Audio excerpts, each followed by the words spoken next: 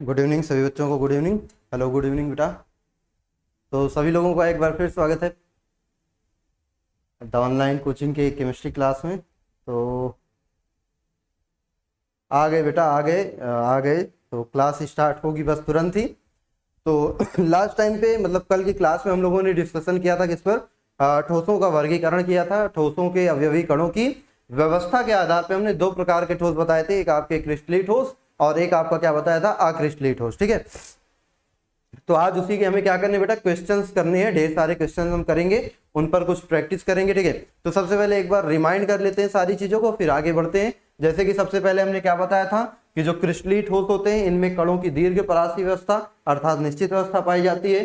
अक्रिस्टलीय ठोसों में लघु परासी व्यवस्था पाई जाती है, अनिश्चित व्यवस्था पाई जाती है। इस कारण क्या होता है, अक्रिस्टलीय ठोसों की ज्यामिति और आकार निश्चित होते हैं, जबकि अक्रिस्टलीय ठोसों की ज्यामिति आकार निश्चित नहीं होते हैं। क्रिस्टलीय ठोसों के गलनांक और क्वथनांक भी क्या होते हैं, तीव्र होते हैं, और जबकि अक्रिस्टलीय ठोसों के गलनांक क्या होते हैं, ताप परिसर में रहते हैं। मतलब पहले ये क्या होते हैं, मुलायम होते हैं और फिर उसके बाद पिघलना शुरू करते हैं। और क्रिस्टलीय ठोस जो होते हैं वो विषमदैशिक प्रकृति के होते हैं, जबकि अक्रिस्टलीय ठोस समदैशिक प्रकृति के। मतलब क्रिस्टलीय ठोसों में अलग अलग दिशाओं में अलग अलग गुण देखने को मिलते हैं, जबकि अक्रिस्टलीय ठोसों में सभी दिशाओं में एक समान गुण देखने को मिलते हैं। और इनके बाद क्रिस्टलीय ठोस की बात करें तो इनको हम क्या बोलते हैं, वास्तविक ठोस कहते हैं। अक्रिस्टलीय ठोसों को बेटा हम लोग आभासी ठोस या सीधे द्रव भी कहते हैं। और क्रिस्टलीय ठोसों में विदलन गुण पाया जाता है, अर्थात जब हम इनको तोड़ते हैं या काटते हैं तो ये क्या होता है भाई, नियमित रूप से टूटते हैं और इनकी जो सतह होती है वो चिकनी प्राप्त होती है। जबकि अगर इनको हम तोड़ते हैं या काटते हैं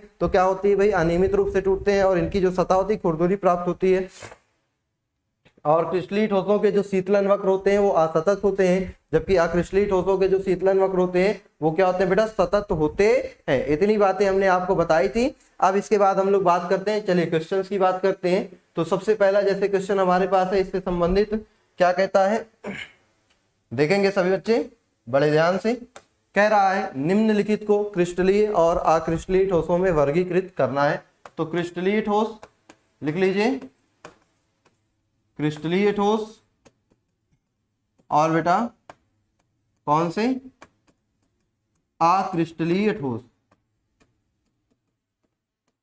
तो इनमें क्रिस्टलीय ठोस कौन है, अक्रिस्टलीय ठोस कौन है, इनकी पहचान करनी है। तो सबसे पहले देखिएगा ये जो आपका नेप्थलीन होता है, नेप्थलीन हमने आपको बताया था कल के लेक्चर में भी कि नेप्थलीन जो होता है शायद नेप्थलीन क्या है आपका भाई, क्या होता है, क्रिस्टलीय ठोस होता है। कैसा होता है, क्रिस्टलीय ठोस होता है। और फिर इसमें और देखेंगे जो पोटेशियम नाइट्रेट है, पोटेशियम नाइट्रेट ये क्रिस्टलीय ठोस होता है। और देखेंगे बाकी हमारा कॉपर जो है वो धातु है, तो ये भी क्रिस्टलीय ठोस होता है। तो एक नेप्थलीन, दूसरा आपका पोटेशियम नाइट्रेट और तीसरा आपका कॉपर, ये तीनों क्रिस्टलीय ठोस होंगे। कैसे पहचानेंगे इनकी बात अभी हम करेंगे। अभी जब आप क्रिस्टलीय ठोसों के प्रकार की बात करोगे, क्रिस्टलीय ठोसों का वर्गीकरण करोगे तो इनको भी पहचान जाओगे। और फिर बात करें अक्रिस्टलीय ठोस, तो इसमें जो पॉलीयूरेथीन होते हैं, जो आपके पॉलीमर्स होते हैं सामान्यतः, ठीक है, पॉलीमर्स सामान्यतः कैसे होते हैं, अक्रिस्टलीय होते हैं। ठीक है। तो यहाँ पे देखेंगे पॉलीयूरेथेन है वो क्या है, अक्रिस्टलीय होगा। बेंजोइक अम्ल आपका अक्रिस्टलीय होगा। टेफ्लॉन आपका हो गया, सेलोफेन हो गया, पॉलीविनाइल क्लोराइड है, रेसा कांच है, ये सभी क्या होते हैं बेटा, अक्रिस्टलीय होते हैं। क्या होते हैं, अक्रिस्टलीय होते हैं। नोट करिए इसको जल्दी से, तो फिर हम लोग आगे बढ़ते हैं। स्क्रीनशॉट लीजिए सभी लोग इसका।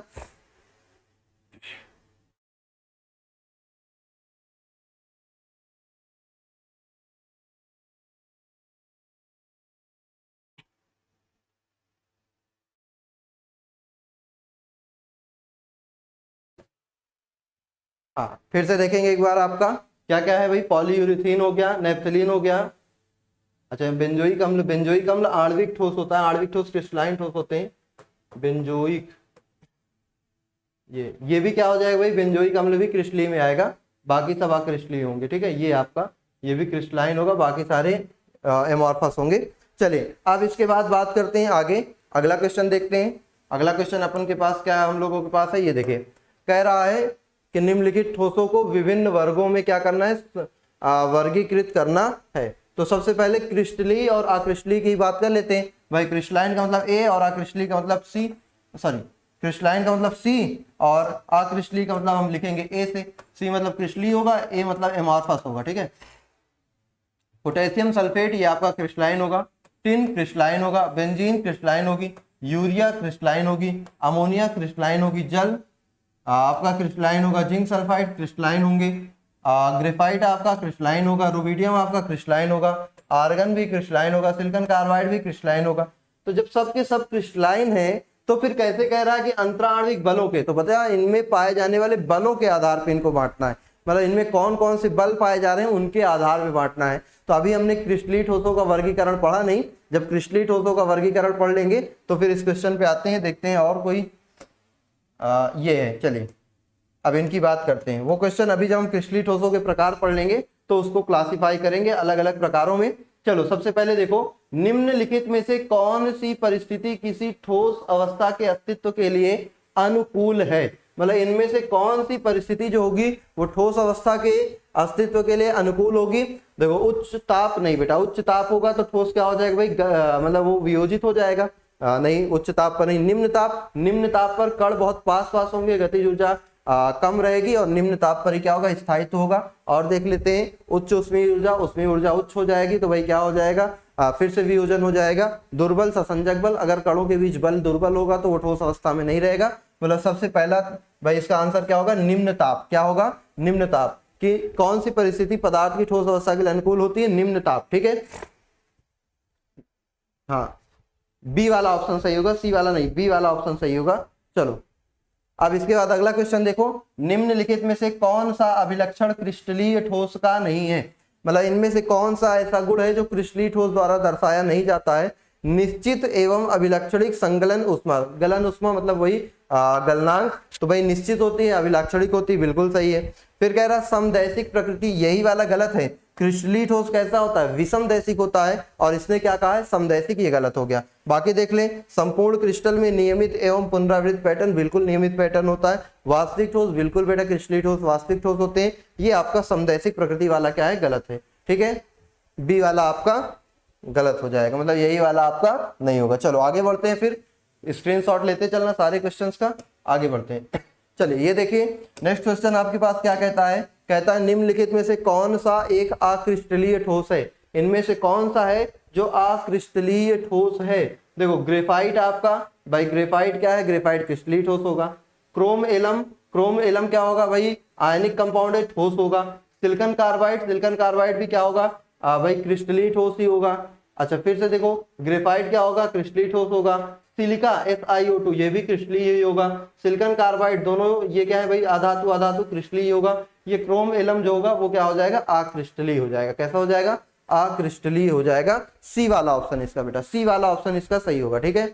सी वाला इसका ऑप्शन सही हो जाएगा। अक्रिस्टलीय ठोसों के विषय में निम्नलिखित में से कौन सा कथन सही नहीं है। तो कौन सा कथन अक्रिस्टलीय ठोसों के लिए सही नहीं है, आइए देखते हैं। गर्म करने पर किसी एक ताप पर ये क्रिस्टलीय ठोस बन सकते हैं, बिल्कुल बेटा अक्रिस्टलीय ठोसों को गर्म करने पर और ये बन सकते हैं। लंबे समय तक रखने से ये क्रिस्टलीय बन सकते हैं, बिल्कुल बन सकते हैं, ठीक है। अक्रिस्टलीय ठोसों को गर्म करके सांचे में ढाला जा सकता है, बिल्कुल सांचे में डाला जा सकता है, जैसे प्लास्टिक वगैरह है, गर्म करके भाई उनको किसी सांचे में आप डाल सकते हो। या विषमदैशिक प्रकृति के होते हैं, यही वाला है बेटा, अक्रिस्टलीय ठोस समदैशिक होते हैं, विषमदैशिक नहीं होते हैं। नोट कर लीजिए इसको भी जल्दी से। डी वाला ऑप्शन बिल्कुल सही बेटा, डी वाला ऑप्शन सभी का, हाँ जिन्होंने डी ऑप्शन बताया डी वाला ऑप्शन इसका होगा, डी वाला ऑप्शन, ठीक है। चलो अभी इसका भी स्क्रीनशॉट लो, तो फिर आगे बढ़ते हैं, चलिए और आगे बढ़ते हैं। चलिए देखो फिर क्या कह रहा है, क्वेश्चन कह रहा है कि क्वार्ट्ज कांच जो होगा, क्वार्ट्ज कांच के अपवर्तनांक, ये क्या है बेटा, अपवर्तनांक लिखा है, क्या लिखा है, अपवर्तनांक के मान के संदर्भ में निम्नलिखित में से कौन सा सत्य है। कह रहा है सभी दिशाओं में समान होता है, भिन्न भिन्न दिशाओं में भिन्न भिन्न होता है, मापा नहीं जा सकता, हमेशा शून्य होता है। तो क्वार्ट्ज जो होता है भाई, क्वार्ट्ज क्रिस्टलीय ठोस होता है, तो क्वार्ट्ज क्रिस्टलीय ठोस होता है तो उसके जो दिशाओं अलग अलग दिशाओं में गुण होंगे वो क्या होंगे, अलग अलग। क्यों? क्रिस्टलीय ठोस होते हैं विषम दैशिक प्रकृति के। कैसे होते हैं बेटा? विषम दैशिक प्रकृति के होते हैं। तो क्योंकि ये विषम दैशिक प्रकृति के होते हैं इसलिए भिन्न भिन्न दिशाओं में इनका मान क्या होता है, भिन्न भिन्न होता है। चले अगला क्या कह रहा है, क्रिस्टलीय ठोसों के निश्चित गलनांक का कारण क्या है भाई? जालक में अवयवी कणों की लघु परासी व्यवस्था, बिल्कुल नहीं। जालक में अवयवी कणों की नियमित व्यवस्था, दीर्घ परास में होना, दीर्घ परास में होना। प्यास कौन लिखा है? परास, यहाँ क्या होगा बेटा? दीर्घ परास में होना। फिर कह रहा है भिन्न दिशाओं में अवयवी कणों की समान व्यवस्था, विभिन्न दिशाओं में अवयवी कणों की भिन्न व्यवस्था। तो आप देखिएगा तो क्रिस्टलीय ठोस के निश्चित गलनांक होने का कारण होता है, क्या कारण होता है भाई? दीर्घ परासी व्यवस्था। दीर्घ परासी व्यवस्था में एक निश्चित व्यवस्था। तो बी वाला ऑप्शन इसका सही हो जाएगा। क्या होगा बेटा? बी वाला, बिल्कुल बेटा। हाँ ये देखिए राजकुमार आपका आंसर सही है, आरोही मिश्रा आपका भी आंसर सही है। चलिए रंजीत आपका भी ठीक है। हाँ आदिल राजा और आदित्य कुमार, पीताम्बर साहू, सभी का आंसर बिल्कुल सही है। चलिए आगे बढ़ते हैं, देखते हैं कुछ और क्वेश्चन है क्या अपने पास। हाँ अपने पास अभी और क्वेश्चन है, जैसे कि देखिए यहाँ पे क्या है भाई, कह रहा है क्रिस्टलीय ठोस के लिए असत्य कथन है। इनमें से कौन सा कथन है जो क्रिस्टलीय ठोस के लिए असत्य है? तो भाई ये वास्तविक ठोस होते हैं, सही है। शीतलन वक्र सतत होता है, बिल्कुल नहीं। क्रिस्टलीय ठोसों का शीतलन वक्र असतत होता है, यही वाला गलत है। बाकी गलनांक निश्चित होता है, सही है। ज्यामिति निश्चित होती है, सही है। बस इनके क्या होते हैं भाई, जो शीतलन वक्र होते हैं वो असतत होते हैं। और यहाँ पे क्या दिया? सतत, तो ये वाला गलत है। बी ऑप्शन बिल्कुल सही, बी ऑप्शन। जाहिदा, अंकित गुप्ता, हाँ जसवंत, खुशबू, मक्खी, पीताम्बर, आदिल, अखिलेश, आरोही, आदित्य, खुशबू, आयशा, हाँ विधि सिंह, अंकित वर्मा, रंजीत मौर्य, शिवम प्रजापति, विकास सरोज, जितने भी बच्चों ने आंसर दिया सभी का बिल्कुल सही है। ठीक है, अब देखिए कौन से प्रकार के क्रिस्टल का गलनांक उच्च होता है? तो आपको पता होगा सहसंयोजक। क्यों भाई? जो हीरा होता है, हीरे का गलनांक सबसे, हीरा जो है वो प्राकृतिक कठोरतम पदार्थ होता है। प्रकृति में उपस्थित सबसे कठोर पदार्थ कौन है? हीरा, और सर्वाधिक गलनांक उसी का होता है। तो इनमें से अगर आपसे पूछेगा कि कौन से प्रकार के क्रिस्टल का गलनांक उच्चतम होगा, तो सहसंयोजक ठोस, जिसमें कौन होता है? हीरा, जिसका गलनांक सबसे ज्यादा होता है। ए वाला ऑप्शन बिल्कुल सही बेटा, ए वाला। हाँ सभी का आंसर बिल्कुल सही है, सभी का आंसर बिल्कुल सही है। चलिए स्क्रीनशॉट मारो, फिर आगे बढ़ते हैं। हो गया? चलिए अब हम लोग बातें करेंगे बेटा किसकी? अब हम लोग पढ़ेंगे क्रिस्टलीय ठोसों के प्रकार की। किसकी बात करेंगे? क्रिस्टलीय ठोसों के प्रकार की बात करेंगे।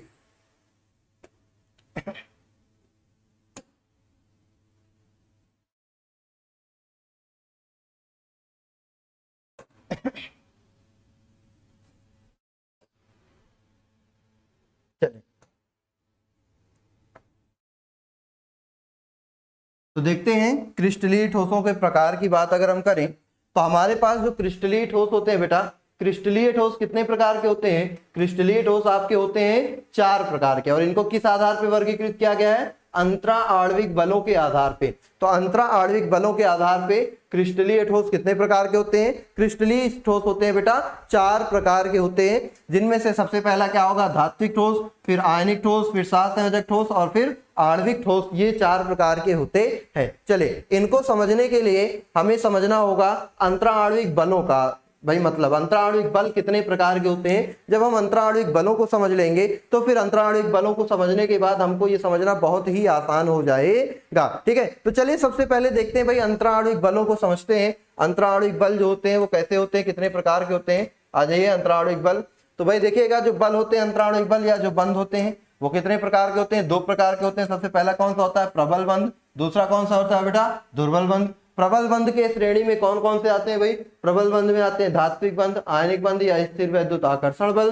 तीसरा सहसंयोजक बंध, फिर उप सहसंयोजक बंध। इसकी अभी हमें जरूरत नहीं, इसका हम लोग लास्ट चैप्टर, फर्स्ट बुक के लास्ट चैप्टर में पूरा एक चैप्टर ही है इससे रिलेटेड, उस पर पढ़ेंगे। अभी हमें इन तीनों की बात यहाँ पे करनी है। और इसके बाद फिर दुर्बल बंध। दुर्बल बंध में देखो कौन से आते हैं? दुर्बल वांडर वॉल बल, जिसके अंडर में कौन आते हैं? द्विध्रुव द्विध्रुव आकर्षण बल, प्रेरित द्विध्रुव आकर्षण बल, द्विध्रुव प्रेरित द्विध्रुव आकर्षण बल। इसके अलावा भी 2 होते हैं, आयन द्विध्रुव, ठीक है, आयन आयन। तो और उसके बाद दूसरा होगा हाइड्रोजन बंध। तो बंध हमारे पास कुल कितने प्रकार के होते हैं बेटा? बंध हमारे पास होते हैं कितने प्रकार के? कुल बंध होते हैं 2 प्रकार के। प्रबल बंध और दुर्बल बंध। अंतरा आणविक बल हमारे पास दो प्रकार के होते हैं, प्रबल अंतरा आणविक बल और दुर्बल अंतरा आणविक बल। अब जब हम इनकी बातें करेंगे, जब इनको हम समझ लेंगे तो हमें समझना बहुत ही आसान हो जाएगा। ध्यान समझो, जो हमारे पास ठोस होते हैं उनको पहचानने के लिए आता है सिंपल सा। इसमें पूछेगा आपको, ढेर सारे ठोस दे देगा, ढेर सारे पदार्थ दे देगा,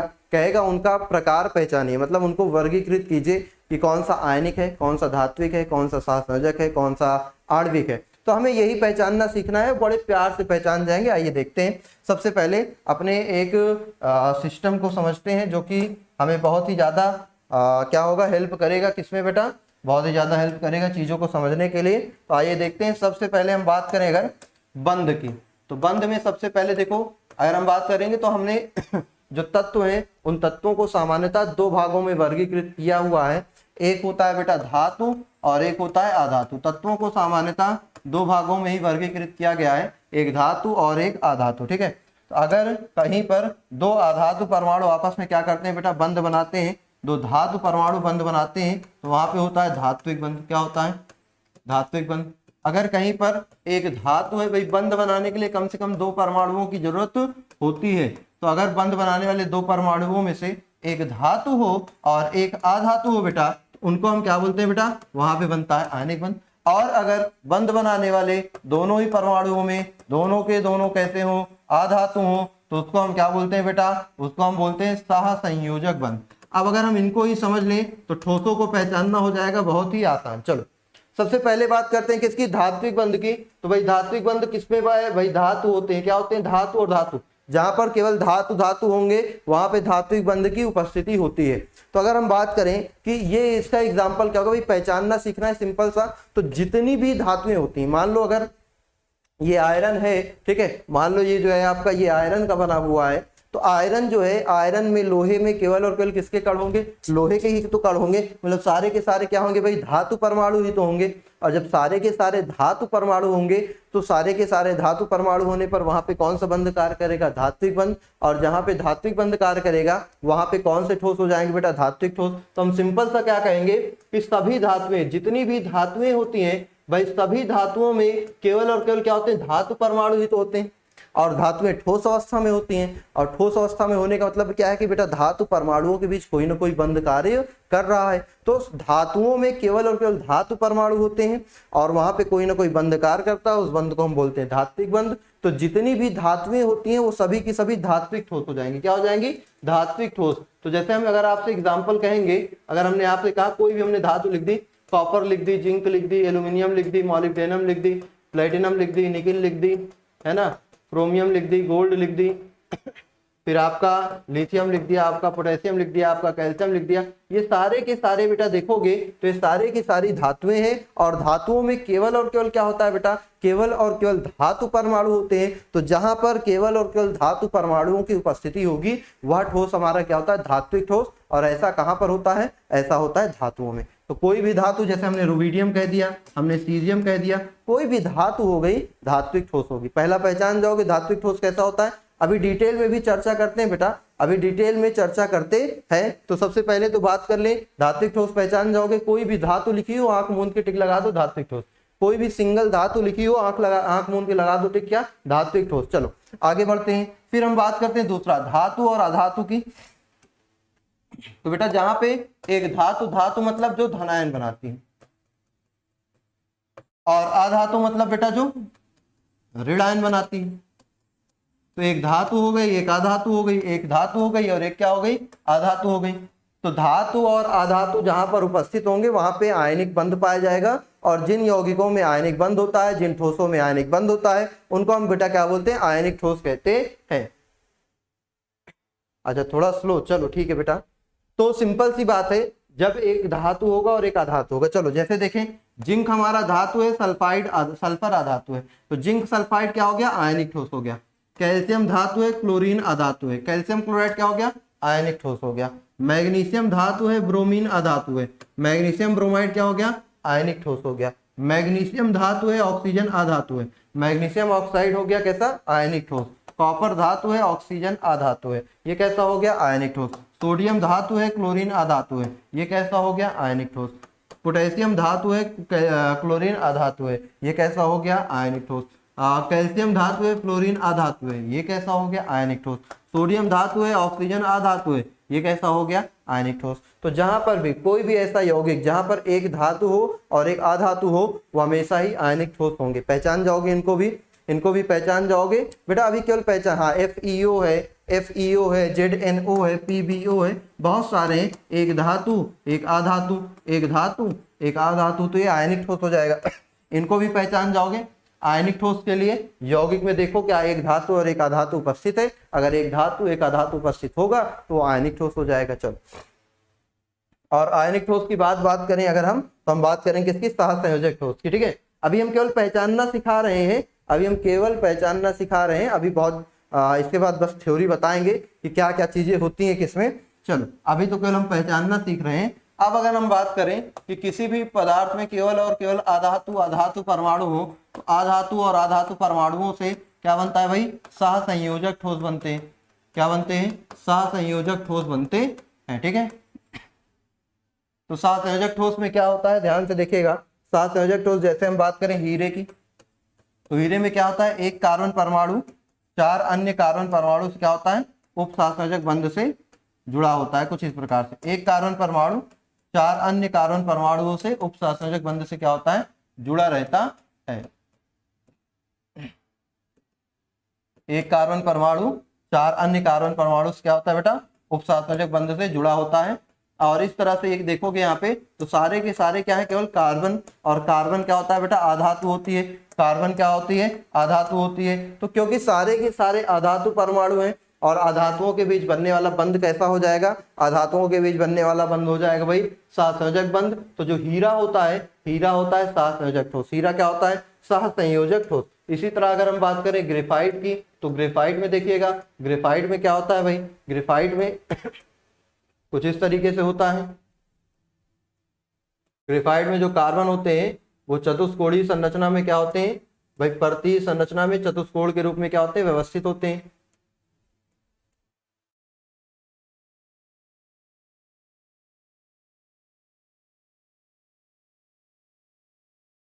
है ना, कुछ इस प्रकार से ये ग्रेफाइट में क्या होता है, ग्रेफाइट में एक कार्बन परमाणु 3 कार्बन परमाणु से जुड़ा होता है। और इसी तरह से ये क्या होता है, आगे बढ़ता जाता है, ये क्रम आगे बढ़ता जाता है। और इन सतहों के बीच में जो बंध कार्य करता है, वो कौन सा बंध कार्य करता है भाई, दुर्बल वांडर वॉल बल। वो कौन सा बंध कार्य करता है, दुर्बल वांडर वॉल बल। और एक कार्बन जो होता है वो 3 अन्य कार्बन, 1 2 3, एक कार्बन जो होता है वो 3 अन्य कार्बन से जुड़ा होता है।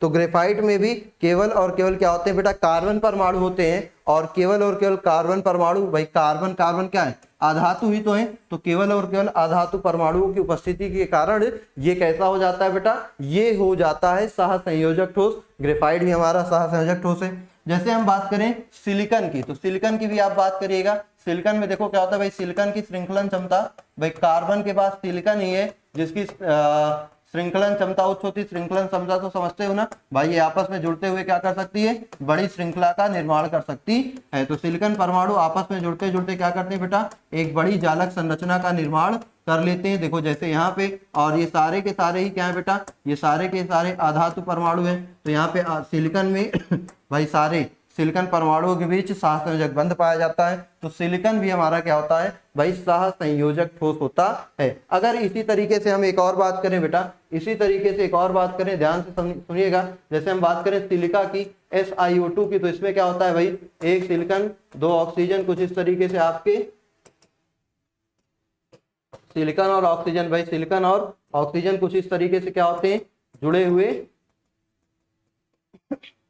होते हैं। सिलिकॉन और ऑक्सीजन कुछ इस प्रकार से जुड़े रहते हैं और क्या करते हैं बेटा, बड़ी जालक संरचना का निर्माण करते हैं। क्या करते हैं, बड़ी जालक संरचना का निर्माण करते हैं। इस तरीके से ये जुड़ते जुड़ते आपस में क्या करते हैं, बड़ी जालक संरचना का निर्माण करते हैं। और ये भी क्या होते हैं भाई, सहसंयोजक ठोस, क्योंकि सिलिकॉन भी अधातु, ऑक्सीजन भी अधातु, और जहां पे अधातु परमाणु आपस में जुड़े होते हैं वहीं पे क्या होता है बेटा, सहसंयोजक बंध पाया जाता है। वहीं पे क्या होता है, सहसंयोजक बंध पाया जाता है। क्लियर हो गया होगा सभी को। तो जैसे हमारा हीरा है, ग्रेफाइट है, सिलिकॉन है, सिलिका ऑक्साइड है, सिलिकॉन कार्बाइड है, ये सारे के सारे क्या होते हैं, सहसंयोजक ठोस की श्रेणी में आएंगे।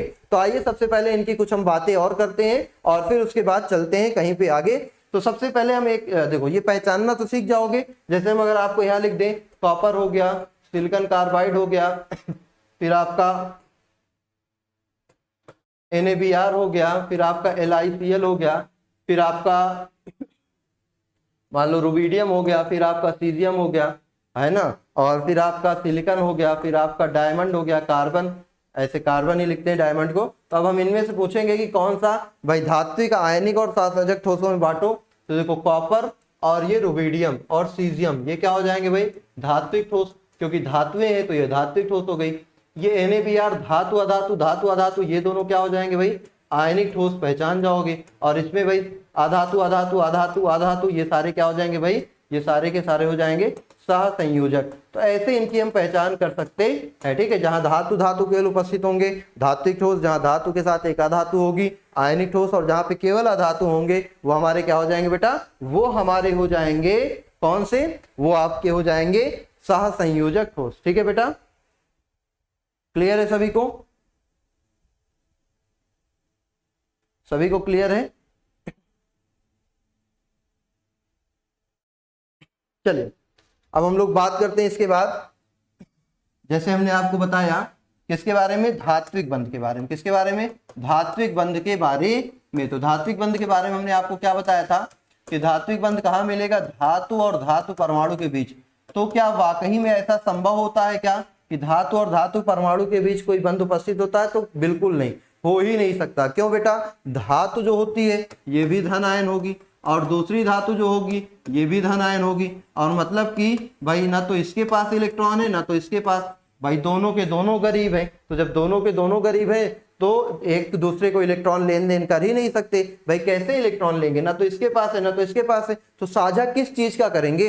भाई बंध कब बनता है, जब इलेक्ट्रॉनों की साझेदारी होती है। तो ना तो इसके पास है ना तो इसके पास है, या इलेक्ट्रॉन का ट्रांसफर होता है तो दोनों के पास नहीं है, मतलब धनायन धनायन आपस में कोई बंध बना ही नहीं सकते। फिर ये धात्विक बंध होता क्या है, फिर ये धात्विक बंध होता क्या है? तो आओ ध्यान से समझते हैं ये धात्विक बंध क्या होता है। मान लो हमने कॉपर का एग्जांपल लिया, तो धातुओं में होता क्या है भाई, धातुओं में जो धातु परमाणु होते हैं वो अपने सभी इलेक्ट्रॉनों को क्या कर देते हैं, त्याग देते हैं। जैसे कॉपर की बात करें तो कॉपर के अंदर क्या होगा, जितने भी धातु परमाणु होंगे कॉपर के वो सभी अपने अपने इलेक्ट्रॉनों को त्याग कर भाई किस अवस्था में रहते हैं, धन आयन के रूप में। जैसे ये देखो धन आयन के रूप में है, ये सारे के सारे कॉपर धन आयन के रूप में है ये।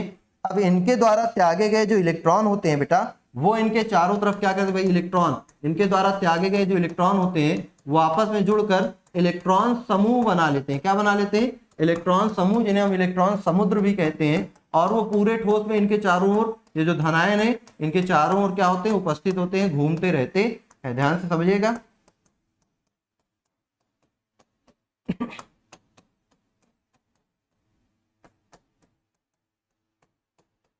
कुछ इस तरीके से इनके द्वारा जो त्यागे भाई, क्योंकि सभी अपने अपने इलेक्ट्रॉनों को त्याग देते हैं तो यहाँ पे इलेक्ट्रॉनों की संख्या क्या होती है, बहुत ज्यादा होती है।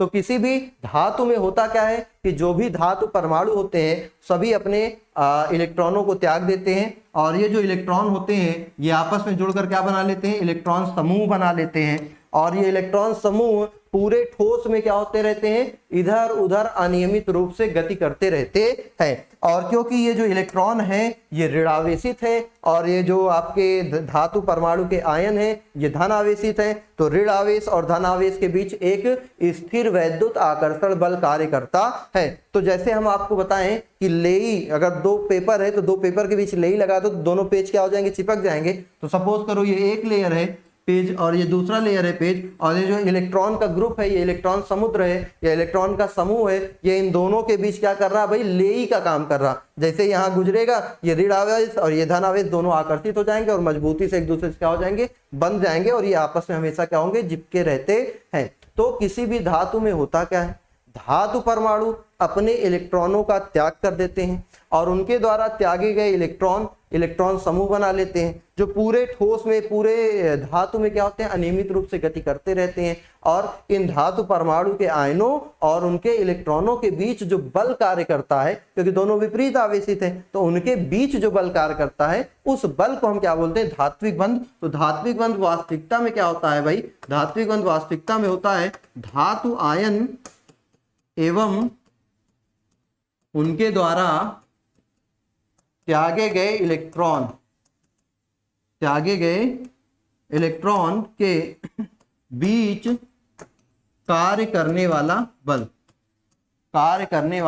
आकर्षण बल, क्योंकि दोनों विपरीत आवेशित है तो इनका आकर्षण बल जो होता है वो बहुत ही प्रबल होता है। तो धात्विक बंध क्या होगा भाई, धातु परमाणु आयन और उन धातु परमाणु के द्वारा त्यागे गए इलेक्ट्रॉनों के बीच जो बल कार्य करता है उसी को हम क्या बोलते हैं, धात्विक बंध कहते हैं। ठीक है, ये कहानी समझ में आ गई बेटा सभी को? जल्दी से रिप्लाई करो यस और नो। क्लियर है? जल्दी से बोलो क्लियर है, तो आगे बढ़े। धातु में सभी धातु परमाणु अपने अपने इलेक्ट्रॉनों का त्याग करते हैं और वो इलेक्ट्रॉन समूह बनाकर पूरे ठोस में गति करते रहते हैं। इलेक्ट्रॉन ऋणावेशित होते हैं, धातु परमाणु के आयन धनावेशित होते हैं। ऋण आवेश और धनावेश के बीच क्या होता है, आकर्षण होता है। इस आकर्षण को ही धात्विक बंध कहते हैं और धातुओं में ही ऐसी कंडीशन होती है। तो आइए चलते हैं धात्विक ठोस के बारे में जानते हैं। फिर आइए देखें तो धात्विक ठोसों के बारे में अगर हम बात करें तो आइए ध्यान से समझिएगा। देखिए धात्विक ठोस के अवयवीकरण, भाई धात्विक ठोस में क्या होता है, धात्विक ठोस में होते हैं, सॉरी ये आयनिक ठोस है ना,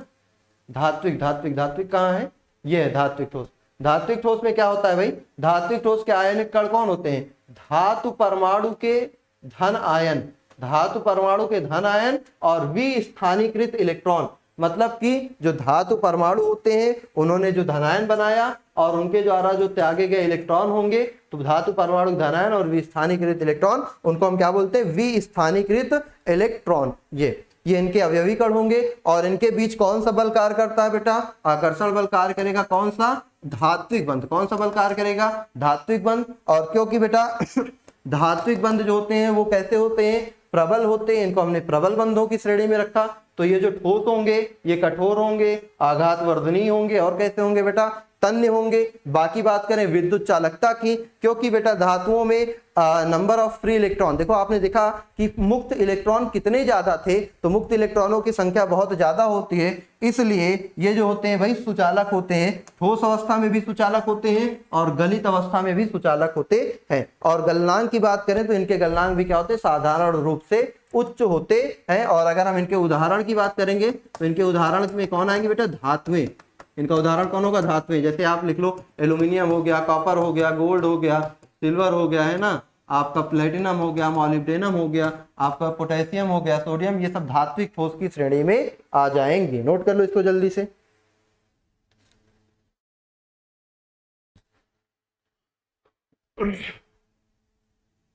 क्लियर है बेटा सभी को? चलो आगे बढ़ते हैं। फिर ये तो हो गया धात्विक ठोस। अब बात करें आयनिक ठोसों की, तो आयनिक ठोस देखिएगा बेटा, आयनिक ठोस में क्या होता है, आयनिक ठोस में एक धातु होती है जो कि धन आयन बनाती है और एक अधातु होती है जो कि ऋण आयन बनाती है।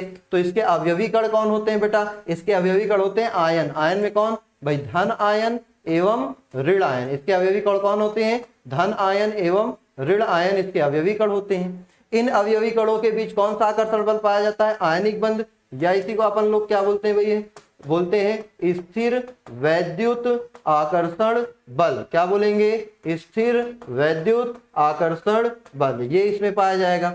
और फिर इनकी प्रकृति कैसी होगी, तो बेटा इनकी भी प्रकृति कैसी होगी, कठोर, लेकिन ये भंगुर होंगे। क्यों बेटा, जो धन आयन है और जो ऋण आयन है वो दोनों क्या है भाई, वो दोनों केवल एक दूसरे से आकर्षित है। ये धन आयन है, ये ऋण आयन है, इनके बीच केवल एक आकर्षण बल कार्य कर रहा है। मान लो ये सोडियम है तो इसने इलेक्ट्रॉन त्याग दिया, एक क्लोरीन ने इसने इलेक्ट्रॉन ग्रहण किया, इनके बीच एक आकर्षण बल पाया जाता है। ये एक दूसरे से जुड़े नहीं होते, बोला इसका सेल और इसका सेल इलेक्ट्रॉनों का साझा नहीं किया है, केवल ये आयन अलग है, इनके बीच एक आकर्षण बल है। तो इसलिए जब इस बल को हम क्या कर देंगे, खत्म कर देंगे, तो ये क्या हो जाएगा भाई, खत्म करने पर सोडियम अलग क्लोरीन अलग, मतलब चूर चूर हो जाएंगे, आयन जो होंगे अलग अलग हो जाएंगे और वो क्या हो जाते हैं, भंगुर होते हैं। तो कठोर तो होते हैं लेकिन भंगुर होते हैं, क्यों, क्योंकि इनके अवयवी कण या इनके जो आयन होते हैं वो एक साथ जुड़े नहीं होते, केवल उनके बीच आकर्षण पाया जाता है। अब बात करें तो भाई ठोस अवस्था में चलिए अब बात करते हैं किसकी, इनके विद्युत चालकता की। आपको पता है ठोस अवस्था में मान लो ये NaCl है, क्रिस्टल है, तो यहाँ पे क्या होगा भाई Na+Cl- Na+Cl-, ये क्या होते हैं, एकदम एकांतर क्रम में जुड़े होते हैं, ये व्यवस्थित क्रम में क्या होते हैं, जुड़े होते हैं कुछ इस प्रकार से। ठीक है, अब यहाँ पे क्या होगा भाई, सोडियम आयन और क्लोराइड आयन एक दूसरे से मजबूती से जुड़े हैं, कोई भी आयन फ्री नहीं है, तो ठोस अवस्था में कोई भी आयन मुक्त नहीं होता, इसलिए ठोस अवस्था में कैसे होंगे, कुचालक हो जाएंगे। लेकिन जब इन्हें आप गला दोगे या विलयन में डाल दोगे, तो विलयन में डालने पर सोडियम आयन अलग, क्लोराइड आयन अलग, या इन्हें आप गला दोगे तो गलाने पर भी सोडियम आयन अलग, क्लोराइड आयन अलग, तो दोनों आयनों के अलग होने से इनमें क्या हो जाएगा, विलयन या गलित अवस्था में, क्योंकि आयन मुक्त हो गए इस वजह से यहाँ क्या हो जाएगी, चालकता उत्पन्न हो जाएगी। ठीक है बेटा, ये क्लियर है। विद्युत चालकता ठोस अवस्था में कुचालक होंगे, लेकिन विलयन या गलित अवस्था में कैसे होंगे, सुचालक होते हैं।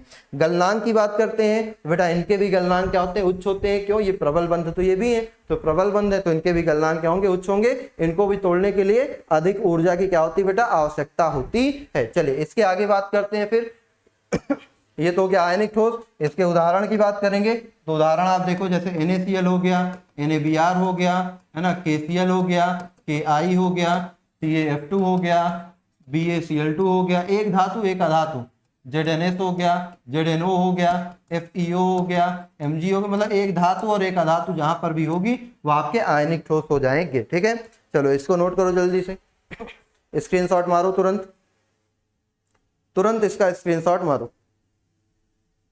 बताओ बातें समझ में आ रही कि नहीं, पहले ही बताओ, बातें समझ में आ रही, सारी चीज एक एक पॉइंट समझ में क्लियर हो रहा है? अगर क्लियर हो रहा है तो जल्दी से बोलो यस और नो, रिप्लाई दीजिए, यस और नो बोलो बेटा जल्दी से। सारी बातें क्लियर हो रही हैं, यस और नो?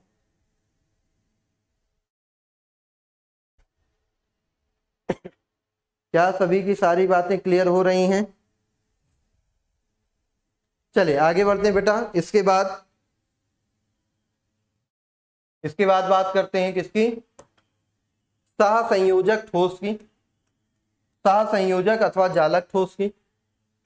इसके जो अवयवी कण होते हैं भाई, इनके अवयवी कण कौन होते हैं, आधातु परमाणु। इनके अवयवी कण कौन होते हैं, आधातु परमाणु होते हैं, जिनमें क्या पाया जाता है भाई, सहसंयोजक बंध पाया जाता है। जिन परमाणुओं के बीच क्या पाया जाता है, सहसंयोजक बंध पाया जाता है। इनकी प्रकृति भी कैसी होती है बेटा, कठोर होती है, लेकिन किसको छोड़कर, ग्रेफाइट को छोड़कर। ग्रेफाइट सहसंयोजक ठोस तो होता है लेकिन वो कठोर नहीं होता है। विद्युत चालकता की बात करें तो ये विद्युत के कुचालक होते हैं, लेकिन फिर से वही बात, ग्रेफाइट को छोड़कर। ग्रेफाइट सहसंयोजक ठोस होते हुए भी विद्युत का क्या होता है, सुचालक होता है। और इनका गलनांक क्या होता है बेटा, अत्यधिक उच्च होता है। ग्रेफाइट पे चर्चा करते हैं। ग्रेफाइट सॉफ्ट होने का क्या कारण है, ग्रेफाइट में षटकोणीय संरचनाएं कुछ इस प्रकार से व्यवस्थित होती है, षटकोण कुछ इस प्रकार से क्या होते हैं, व्यवस्थित होते हैं। ग्रेफाइट में ये जो आपके षटकोण है वो कुछ इस प्रकार से क्या होते हैं, व्यवस्थित होते हैं। अब इनकी दो सतहों के बीच क्या पाया जाता है, दुर्बल वान डेर वाल बल। इनकी दो सतहों के बीच क्या पाया जाता है, दुर्बल वान डेर वाल बल। जिस कारण से भाई दो सतहों के बीच दुर्बल बल पाए जाने के कारण ये सतहें एक दूसरे पे क्या करती हैं, स्लाइड कर सकती हैं, एक दूसरे के ऊपर खिसक सकती हैं। इस वजह से ये कैसा होता है बेटा, मुलायम होता है, कठोर नहीं होता। दूसरी चीज, ग्रेफाइट में प्रत्येक कार्बन केवल 3 अन्य कार्बन से क्या होता है, जुड़ा होता है, और इसकी चौथी संयोजकता मतलब चौथा इलेक्ट्रॉन हमेशा ही क्या होता है, स्वतंत्र होता है। तो इस तरह हर कार्बन के पास एक एक इलेक्ट्रॉन स्वतंत्र होगा, क्योंकि इसमें सभी कार्बन के पास एक एक इलेक्ट्रॉन स्वतंत्र होता है। तो स्वतंत्र इलेक्ट्रॉनों की संख्या बहुत ज्यादा होने के कारण ये कैसे होते हैं भाई, सुचालक होते हैं। तो कठोर क्यों नहीं होते, क्योंकि दो परतों के बीच दुर्बल वान डेर वाल बल पाया जाता है, इसलिए मुलायम होते हैं। अगली चीज, एक कार्बन 3 इलेक्ट्रॉन ही साझा करता है, चौथा इलेक्ट्रॉन फ्री होता है, इस वजह से मुक्त इलेक्ट्रॉन के कारण चालकता पाई जाती है। ये चीज क्लियर है बेटा सभी को? जल्दी से इसको भी नोट करो। एग्जाम्पल इसकी बात करें तो एग्जाम्पल आपको पता है बचपन से, कौन कौन से, हीरा हो गया, ग्रेफाइट हो गया, सिलिकॉन कार्बाइड हो गया, सिलिकॉन हो गया, सिलिका हो गया, एटसेट्रा। ये सब क्या है बेटा, आपके सहसंयोजक या जालक ठोस, या इन्हीं को हम लोग एक और नाम से जानते हैं, परमाणविक ठोस। क्या जानते हैं, परमाणविक ठोस, या इन्हीं को एक और नाम से भी जानते हैं, वृहद आणविक ठोस। चलो नोट कर लो इसको जल्दी से, सभी को क्लियर हो गया होगा, नोट कर लीजिए।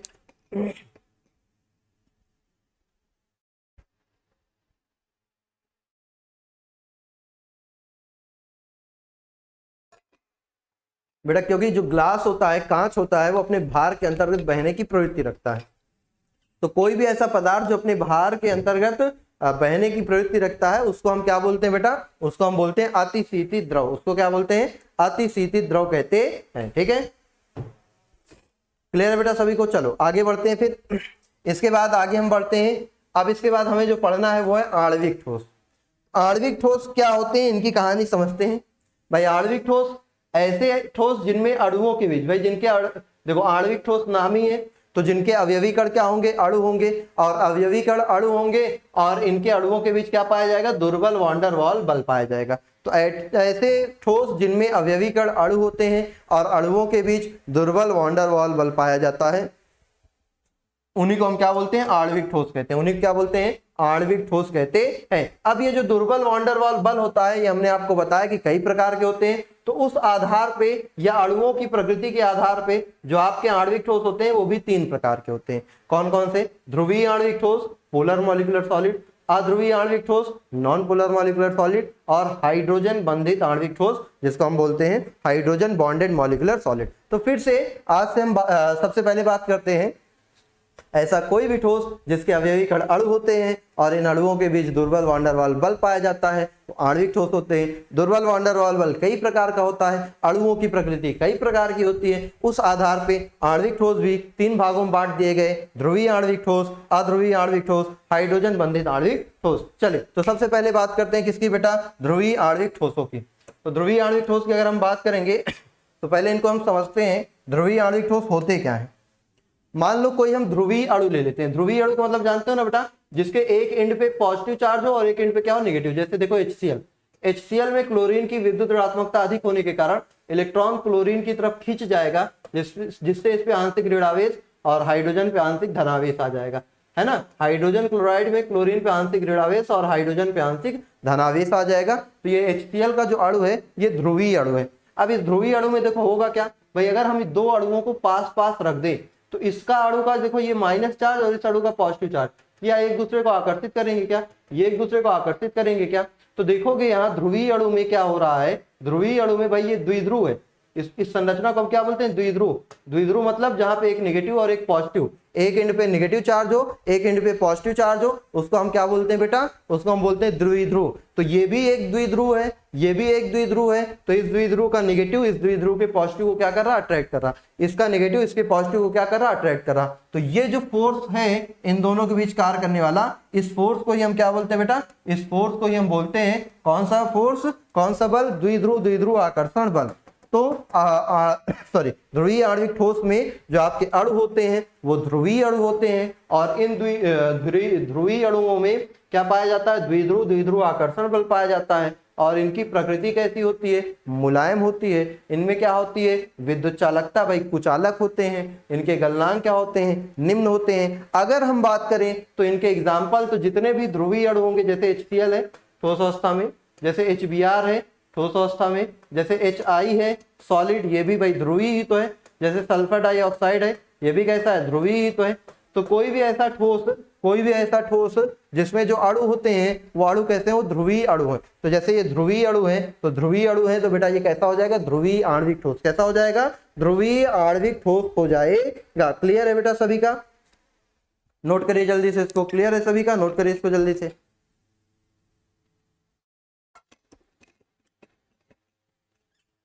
ठीक है, तो ये तो हो गया ध्रुवीय आणविक ठोस जिनके अवयवी कण ध्रुवीय अणु होंगे, क्योंकि ये भी द्विध्रुव है, ये भी द्विध्रुव है। तो द्विध्रुव द्विध्रुव आकर्षण बल, भाई ये पहले से ही द्विध्रुव के रूप में है क्योंकि उसमें नेगेटिव पॉजिटिव उपस्थित था।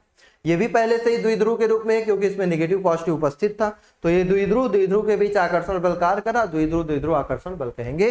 और ये मुलायम होंगे, इनकी विद्युत चालकता ये कुचालक होंगे, और इनका जो गलनांक होगा वो कैसा होगा बेटा? निम्न होता है। चलिए इसके बाद बात करते हैं अगला बेटा, अध्रुवीय आणविक ठोसों की। तो अध्रुवीय आणविक ठोस की कहानी समझो। अध्रुवीय आणविक ठोस में हम लेंगे अध्रुवीय अणु। जैसे मान लो Cl2 है, Cl2 अणु है, ये Cl2 अणु है, ये Cl2 अणु है। भाई Cl2 में क्या है? Cl Cl के बीच सिंगल बॉन्ड है, Cl Cl के बीच क्या है? सिंगल बॉन्ड है। अब बताओ भाई इन दोनों की विद्युत ऋणात्मकताएं कैसी हैं? एक जैसी हैं। इन दोनों का इलेक्ट्रॉन बीच में ही रहेगा, ना तो इसकी तरफ जाएगा ना तो इसकी तरफ। तो इससे होगा क्या? इससे ये होगा कि ये अध्रुवीय रहेगा, मतलब इस पे भाई एक एंड पे पॉजिटिव या एक एंड पे नेगेटिव चार्ज नहीं आ पाएगा, क्योंकि दोनों की विद्युत ऋणात्मकताएं समान है, तो इलेक्ट्रॉन ना तो कोई खींच पाएगा, जिस कारण से ना तो धन आवेश आएगा ना तो ऋण आवेश आएगा, तो ये द्विध्रुव नहीं है। तो फिर यहाँ पे कैसा आकर्षण बल पाया जाएगा भाई, फिर आकर्षण बल उत्पन्न कैसे होगा, तो आकर्षण बल देखो उत्पन्न कैसे होगा आओ समझते हैं। तो समझने के लिए देखो, मान लो हमने एक अणु ले लिया, ये एक अणु हमारे पास नाभिक है और एक कक्षा है, ये दूसरा परमाणु है, ये नाभिक है और इसकी ये कक्षा है। आपको पता होगा भाई इन कक्षाओं में क्या घूमते हैं, इलेक्ट्रॉन घूमते हैं। इलेक्ट्रॉन क्या होते हैं, घूमते हैं। तो सपोज करो ये दो परमाणु बगल बगल उपस्थित थे, अब इसका इलेक्ट्रॉन घूमते घूमते घूमते घूमते एक समय पे यहाँ आ जाएगा, क्या इसका इलेक्ट्रॉन यहाँ आएगा ना, एक समय पे इसका इलेक्ट्रॉन घूमते घूमते कहाँ पहुंच जाएगा, यहाँ पहुंच जाएगा। और इस स्थिति में इसका इलेक्ट्रॉन इस नाभिक के सबसे पास में होगा, तो ये नाभिक इस इलेक्ट्रॉन को खींच लेगा और इसके नाभिक को क्या कर देगा, प्रतिकर्षित कर देगा। इसके इलेक्ट्रॉन को खींच लेगा, नाभिक को प्रतिकर्षित करेगा, जिससे इसमें एक एंड पे क्या चला जाएगा, इलेक्ट्रॉन, और दूसरे एंड पे चला जाएगा धन आवेश। एक एंड पे आ गया नेगेटिव चार्ज, एक एंड पे आ गया पॉजिटिव चार्ज। इसी तरह इसके बगल में कोई होता तो इसके साथ भी यही होता कि भाई ये भी क्या हो जाता, नेगेटिव और पॉजिटिव चार्ज में कन्वर्ट हो जाता, नेगेटिव और पॉजिटिव चार्ज में क्या होता, कन्वर्ट हो जाता। इसके बगल में रखने से नेगेटिव पॉजिटिव चार्ज बन गया, बगल में रखने से नेगेटिव और पॉजिटिव चार्ज बन गया। मतलब कि ये जो द्विध्रुव है, ये द्विध्रुव इनका खुद का नहीं है, इनका जो द्विध्रुव है ये खुद का नहीं है, ये दूसरे की उपस्थिति में ध्रुवित हो गए हैं। भाई इनके पास कोई अपना ध्रुवण नहीं है, ध्रुवणता नहीं है। ये कैसे हैं भाई, ये अध्रुवीय है, कोई इलेक्ट्रॉन खींचने वाला है ही नहीं, तो कहीं नेगेटिव पॉजिटिव आएगा नहीं। लेकिन जब एक दूसरे के बगल में रखे हैं तो एक के इलेक्ट्रॉन के आकर्षित होने और नाभिक के प्रतिकर्षित होने के कारण यहाँ पे क्या हो जाएगा, थोड़ी देर के लिए ध्रुवणता आ जाएगी, और ये कैसी होगी, अस्थायी ध्रुवणता होगी। कैसी होगी, अस्थायी ध्रुवणता। तो ये ध्रुवणता कैसे उत्पन्न हुई है, ये जो द्विध्रुव उत्पन्न हुआ है ये कैसे उत्पन्न हुआ है, ये द्विध्रुव है प्रेरित द्विध्रुव, अपना खुद का नहीं है, किसी की उपस्थिति में क्या हुआ है, प्रेरित होकर द्विध्रुव उत्पन्न हुआ है।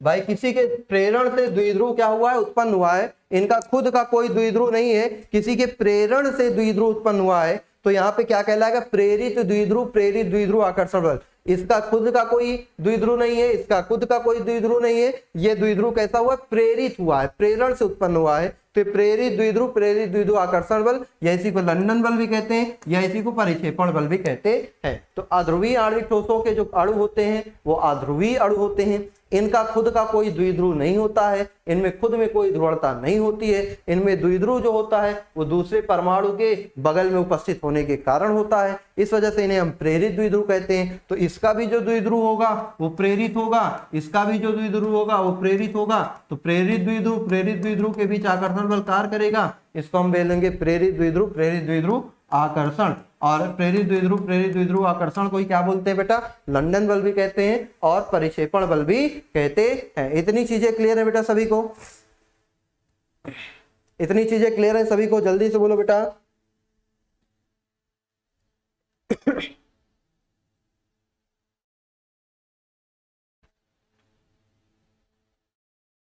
बेटा इसी को बोलते हैं, ये प्रेरित द्विध्रुव आकर्षण को ही लंदन बल कहते हैं, जो अध्रुवीय अणुओं के बीच कार्य करता है। वो बल जो अध्रुवीय अणुओं के बीच कार्य करता है उसी को लंदन बल कहते हैं, या परिक्षेपण बल कहते हैं, या प्रेरित द्विध्रुव आकर्षण बल कहते हैं। ठीक है, चलो अभी अगर हम इसके एग्जाम्पल की बात करें तो आओ देखते हैं। भाई इस बल को एक और नाम से भी जाना जाता है, किस नाम से, प्रेरित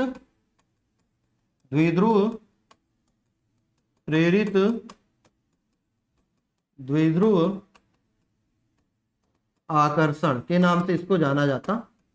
ठीक है, ये अब अगर आप देखोगे यहाँ पे तो इनके उदाहरण जितने भी अध्रुवीय, जैसे H2 ठोस अवस्था में हो गई, जैसे Cl2 ठोस अवस्था में हो गई, कोई भी अध्रुवीय अणु जो ठोस अवस्था में हो जाएगा वो आपकी क्या हो जाएगी, वो आपकी हो जाएगी भाई क्या, अध्रुवीय आणविक ठोस। जैसे देखो कार्बन डाइऑक्साइड और CCl4। अब आप यहाँ पे देखोगे तो आपको देखने को मिलेगा कि कार्बन डाइऑक्साइड में कार्बन और ऑक्सीजन की विद्युत ऋणात्मकता में अंतर तो है, बिल्कुल अंतर है। तो ऑक्सीजन की विद्युत ऋणात्मकता ज्यादा है तो ऑक्सीजन इलेक्ट्रॉन को अपनी तरफ खींचेगा, बिल्कुल खींचेगा। लेकिन देखो इसकी जो संरचना है वो सममित है। सममित का मतलब ये दोनों ऑक्सीजन कितने कोण पर, 180 डिग्री के कोण पर उपस्थित है। तो जितना ये इलेक्ट्रॉन इधर खींचेगा उतना ये इलेक्ट्रॉन इधर खींच लेगा और इलेक्ट्रॉन बीच में ही रह जाएगा, किधर को जाएगा ही नहीं। और जब किधर जाएगा ही नहीं तो यहाँ पे क्या होगा भाई, यहाँ पे अध्रुवीय अणु ही रह जाएगा, धनावेश ऋणावेश उत्पन्न नहीं होगा। तो कोई भी ऐसी संरचना, कोई भी ऐसा यौगिक जिसमें परमाणुओं के बीच विद्युत ऋणात्मकता का अंतर होता तो है लेकिन उनकी संरचना सम्मित होती है। जैसे CCl4 की बात करो, CCl4 में क्या होगा, कार्बन और क्लोरीन के बीच विद्युत ऋणात्मकता में अंतर है लेकिन होगा क्या भाई, इसकी जो संरचना है वो सम्मित है। जितना इसने इधर खींचा उतना इसने इधर खींच लिया, ये इनके दोनों का इफेक्ट कैंसिल। जितना इसने इधर लिया उतना इसने इधर ले लिया, खत्म, इलेक्ट्रॉन बीच में ही रह गया, कहीं पे ध्रुवणता आई ही नहीं। तो ऐसे अणु जिनमें परमाणुओं के बीच विद्युत ऋणात्मकता का अंतर तो होगा लेकिन उसकी संरचना कैसी होगी, सम्मित होगी, वो हमारे क्या कहलाएंगे बेटा, वो कहलाएंगे आपके कौन से, अध्रुवीय आणविक ठोस, अध्रुवीय आणविक ठोस। तो ये इनके एग्जाम्पल हो जाएंगे। अब आप जानते हो कार्बन डाइऑक्साइड, कार्बन डाइऑक्साइड को हम बोलते हैं सूखी बर्फ। क्या बोलते हैं, सूखी बर्फ। तो कार्बन डाइऑक्साइड को सूखी बर्फ कहते हैं क्योंकि इसका ठोस अवस्था से गैस अवस्था में ऊर्ध्वपातन हो जाता है, या सीधे ऊर्ध्वपातन शो करती है। ठोस अवस्था से गैस अवस्था में क्या होती है बेटा, ऊर्ध्वपातन होता है। क्लियर है बेटा सभी को, क्लियर है सभी को, यस और नो जल्दी से रिप्लाई करो। चलो अब आगे बढ़ते हैं। इसके बाद एक और ठोस होगा जो होगा हमारा हाइड्रोजन बंधित आणविक ठोस। तो आपको पता रखना है जो हाइड्रोजन बंध होता है, हाइड्रोजन बंध फ्लोरीन, ऑक्सीजन और नाइट्रोजन, हाइड्रोजन फ्लोरीन ऑक्सीजन और नाइट्रोजन के साथ ही हाइड्रोजन बंध बनाता है। हाइड्रोजन बंध क्या होता है, जब एक अणु का हाइड्रोजन किसी दूसरे अणु के फ्लोरीन, ऑक्सीजन या नाइट्रोजन से बंध बनाता है तो इसी को हम बोलते हैं बेटा हाइड्रोजन बंध। जब एक अणु का हाइड्रोजन दूसरे अणु के फ्लोरीन, ऑक्सीजन या नाइट्रोजन से बंध बनाता है तो उसको बोलते हैं क्या बेटा, हाइड्रोजन बंध। देखो यहाँ पे एग्जांपल समझो, जैसे अगर हम कहें कि HF, क्या ये हाइड्रोजन बंध है, इन दोनों के बीच जो उपस्थित है क्या ये हाइड्रोजन बंध है, बिल्कुल नहीं, ये सहसंयोजक बंध है। लेकिन अगर एक और अणु आ जाए, एक और अणु के आने पे देखो इसका हाइड्रोजन इसके फ्लोरीन से क्या हो जाए, बंध बना ले, इसका फ्लोरीन इसके हाइड्रोजन से बंध बना ले, इसका हाइड्रोजन इसके फ्लोरीन से बंध बना ले, तो ये क्या होते हैं, ये आपके होते हैं, ये जो बंध बना हुआ है यहाँ पे ये हाइड्रोजन बंध है। ये अलग अणु है, ये अलग अणु है, दो अलग अलग अणुओं के हाइड्रोजन और फ्लोरीन परमाणुओं के बीच बना हुआ बंध हाइड्रोजन बंध है। जैसे जल में भी हाइड्रोजन बंध पाया जाता है, भाई ये जल है HOH, एक दूसरा जल का अणु आया HOH, एक तीसरा जल का अणु आया HOH, अब इसका ऑक्सीजन इसके हाइड्रोजन से, इसका ऑक्सीजन इसके हाइड्रोजन से, इसका हाइड्रोजन इसके ऑक्सीजन से, इसका हाइड्रोजन इसके ऑक्सीजन से बंध बनाया, तो ये बंध ही क्या है, हाइड्रोजन बंध। तो जल में हाइड्रोजन बंध होता है। अमोनिया को देखो, अमोनिया में क्या होगा, भाई ये एक अणु अमोनिया का है, ये दूसरा अणु अमोनिया का है। अब देखो यहाँ पे भाई इसका नाइट्रोजन इसके हाइड्रोजन से बंध बनाएगा, इसका नाइट्रोजन इसके हाइड्रोजन से आकर्षित होगा, तो ये बंध ही क्या है, हाइड्रोजन बंध। तो जब किसी एक अणु का हाइड्रोजन किसी दूसरे अणु के फ्लोरीन, ऑक्सीजन या नाइट्रोजन से बंध बनाता है तो उसी को हम क्या बोलते हैं, हाइड्रोजन बंध कहते हैं। तो इस यौगिक के और जिनमें हाइड्रोजन बंध होता है वो हाइड्रोजन बंधित आणविक ठोस कहलाते हैं। तो इसके अवयवी कण कौन होते हैं, अणु होते हैं। अवयवी कणों में कौन सा आकर्षण बल पाया जाता है, हाइड्रोजन बंध पाया जाता है। इनकी प्रकृति क्या होती है, ये थोड़ा कठोर होते हैं, जैसे बर्फ, बर्फ को मार दोगे सर पे तो बढ़िया लग जाएगा मस्त से, है ना। तो ये क्या हो जाए भाई, इनके कुछ कठोर होते हैं, विद्युत चालकता ये भी कुछ चालक होते हैं, और इनके भी गलनांक क्या होते हैं, कम होते हैं, क्यों, क्योंकि ये भी दुर्बल बंध होते हैं। और अगर इनके उदाहरण की बात करें तो इनका उदाहरण देखो तो अमोनिया हो गई, ठोस अमोनिया हो गई, आपका बर्फ हो गया, है ना, आपकी HF हो गई, ठोस HF हो गई, ये सब क्या हो जाएंगे, हाइड्रोजन बंधित आणविक ठोस की श्रेणी में आ जाएंगे। ठीक है, ये क्लियर है बेटा सभी को। ठीक है, तो ये आपके हो गए भाई क्रिस्टलीय ठोसों के प्रकार, मतलब क्रिस्टलीय ठोसों का वर्गीकरण कि क्रिस्टलीय ठोस कितने प्रकार के होते हैं। अब आपसे अगर पूछे गलनांक का क्रम, आणविक ठोसों के गलनांक का क्रम, तो आणविक ठोसों के गलनांक का क्रम देखिएगा, सबसे ज्यादा आणविक ठोसों में भी सबसे ज्यादा गलनांक होता है हाइड्रोजन बंधित का, आणविक ठोस का, फिर इसके बाद होता है बेटा किसका, ध्रुवीय आणविक ठोस का, और फिर इसके बाद होता है बेटा किसका, सबसे कम होता है अध्रुवीय आणविक ठोस का। ठीक है, आपसे पूछता है कि आणविक ठोसों में आणविक ठोसों के गलनांक का क्रम, तो सबसे ज्यादा गलनांक होगा हाइड्रोजन बंधित वाले का, फिर होगा ध्रुवीय का, फिर होगा अध्रुवीय का। ऐसा कारण क्या होता है, भाई अध्रुवी में अपना खुद का कोई द्विध्रुव होता नहीं, इस वजह से वो तुरंत ब्रेक हो जाता है। ध्रुवी में अपने खुद का एक द्विध्रुव होता है, जिसके कारण थोड़ी देर वो आकर्षण क्या होता है, बना रहता है। जबकि हाइड्रोजन बंध में दो परमाणुओं के बीच जो हाइड्रोजन बंध पाया जाता है वो इन दोनों की तुलना में क्या होता है, अधिक होता है। इस वजह से यहाँ पे क्या हो जाता है भाई, यहाँ पे हाइड्रोजन बंधित का गलनांक सबसे ज्यादा, ध्रुवी का कम, अध्रुवी का सबसे कम हो जाता है। क्लियर है? चलिए, तो अब इसके बाद की बातें बेटा हम लोग करेंगे अगले लेक्चर में। आज के लेक्चर में क्रिस्टलीय ठोसों के प्रकार हमने पढ़ चुका है, और इसके बाद अगले लेक्चर में हम लोग क्या करेंगे बेटा, ढेर सारे क्वेश्चंस को करेंगे। जैसे देखिए हमारे पास क्वेश्चन ढेर सारे हैं इससे संबंधित, तो इन सभी क्वेश्चंस को अगले लेक्चर में हम क्या करेंगे बेटा, करेंगे। ठीक है, तो आज के लिए बस इतना ही, और कल के लेक्चर में जब हम आएंगे तो ढेर सारे क्वेश्चंस को करेंगे और चीजों को क्लियर करेंगे। फिर मिलते हैं नेक्स्ट क्लास में, तब तक के लिए सभी लोगों को बाय बाय। ओके।